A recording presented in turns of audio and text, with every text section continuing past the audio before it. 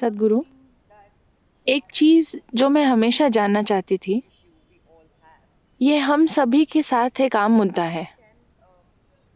क्या मैं जान सकती हूँ कि आसानी से माफ़ कैसे किया जाए? माफ कैसे करना है? मेरा मतलब माफ़ करने का गुण। ये एक आम मुद्दा है, लेकिन ये मुश्किल है।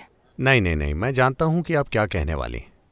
देखिए, मुझे आपको माफ करने की जरूरत कब पड़ती है? पहले मैं आपको किसी चीज के लिए दोषी ठहराता हूं, फिर मैं आपको माफ करने की कोशिश करता हूं। इसकी क्या जरूरत है? मैं दोषी ना मानकर बस आपको स्वीकार करूं, आप जैसे हैं उसी रूप में। तो माफ करने का सवाल ही कहाँ है? हाँ, हाँ। ये बेवजह जीवन को जटिल बनाना है। लेकिन जब माफ़ करने की बात आती है, लेकिन माफ करने की क्या जरूरत है? सबसे पहले मुझे आपको दोषी ठहराना होगा, है ना? आपको माफ करने के लिए मैं आपको दोषी नहीं मानता। आपको अपने जीवन में जो करना है वो कीजिए। क्यों? क्योंकि अभी आप अच्छे से यही जानते हैं। आप बेहतर जानते तो बेहतर करते। तो आप वो कर रहे हैं जो आप बेहतरीन जानते हैं। मुझे आपको अपने मन में दोषी मानकर फिर माफ करने की क्या जरूरत है? इससे जीवन बेवजह जटिल बन जाएगा। मैं किसी को माफ नहीं करता क्योंकि मैं किसी को दोषी नहीं मानता। लेकिन आमतौर पर सभी इंसानों के लिए माफ़ करना मुश्किल होता है, इसीलिए मैं कह रही हूँ। नहीं, मैं कह रहा हूं माफ करने की जरूरत ही नहीं है। अगर मैं आपको किसी चीज के लिए दोषी ही नहीं मानता तो आपको माफ करने का सवाल ही कहां है?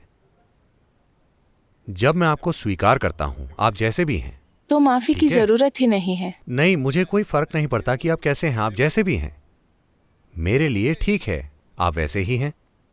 इंसान ऐसे ही होते हैं, ठीक है? तो लोग इस चीज में पड़ते हैं क्योंकि वो लोगों से अवास्तविक उम्मीदें रखते हैं।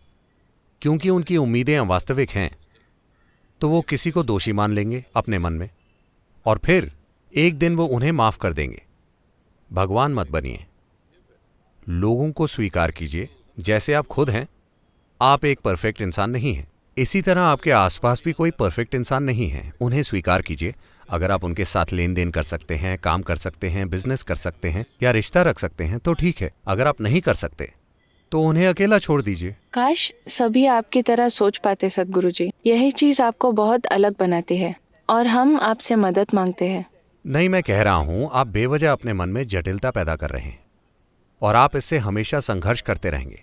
क्योंकि एक बार जब आप किसी को अपने मन में दोषी मान लेंगे तो आप जितनी भी माफी की एक्टिंग कर लें, यह आपके मन से नहीं जाएगा।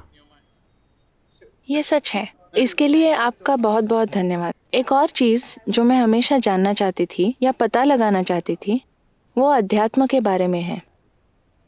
क्या कोई तरीका है या एक निश्चित मार्ग है जिस पर चलकर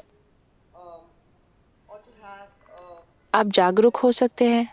तरीका क्या है? अध्यात्म की दिशा में ले जाने वाला मार्ग क्या है? अगर कोई वो मार्ग खोज रहा हो तो? देखिए, अध्यात्म किसी की विचारधारा नहीं है। ये नैतिकता के नियम नहीं है। ना ही ये मंदिर, चर्च या मस्जिद जाना है। आध्यात्मिक प्रक्रिया को ऐसे समझिए। ये शरीर आपने कुछ समय में इकट्ठा किया है। मेरा मतलब आप ऐसे पैदा नहीं हुए थे। आपने इसे धीरे धीरे इकट्ठा किया। कहाँ से? जो खाना हम खाते हैं उससे।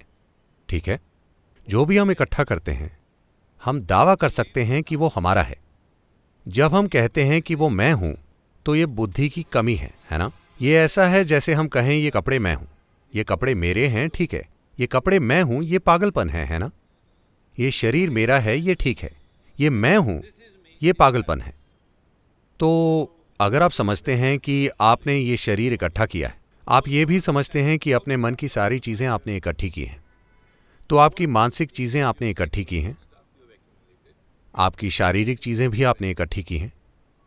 लेकिन आप क्या हैं? वो अब तक अनुभव में नहीं आया है। जब वो अनुभव में आता है तो हम कहते हैं आप आध्यात्मिक प्रक्रिया में हैं।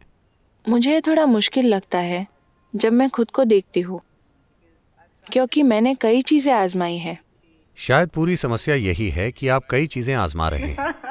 हो सकता है। देखिए, अगर आप इस जगह से पानी पाना चाहते हैं तो आपको एक जगह खोदना चाहिए। अगर आप 10 अलग अलग जगहों पर खोद रहे हैं, हर 2 दिन में आप अलग जगह खोद रहे हैं, तो आपके पास कई खड्डे होंगे लेकिन पानी नहीं होगा। सच है, लेकिन बहुत से लोगों ने मुझे सलाह दी है कि वहाँ पहुँचने के लिए आपको ध्यान करना पड़ता है।